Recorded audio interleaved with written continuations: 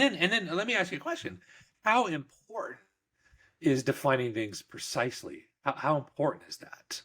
If our goal is to be able to communicate very well, I Yeah. think we need to understand each other's thinking on a Yeah. topic.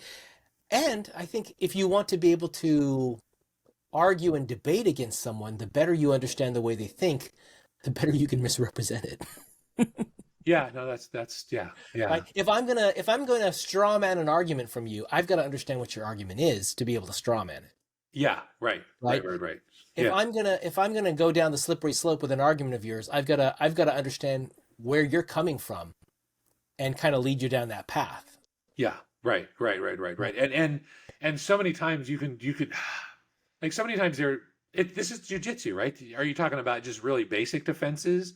Are you talking about getting more advanced stuff, right? I think even more advanced stuff. The idea here being, if first of all you and I agree, if the goal is for us to come to consensus on something, then you and I need to agree on the definition of words so we can come to Yeah. consensus. But that's still we want to work together. So that's But a good thing, yes, right? We're now trying now to the secondary, if the goal is for me to beat you in a conversation or to win an argument, I still need to know your thinking, yeah, right. right? In which case we don't. I I want to know your definition, and I don't want, and I want to argue a different definition. Yeah, right, right. Of course, actually. But in that particular case, now we're adversarial, which I think that's a good group. It's like, are we trying to work together or are we adversarial? Because those are different things.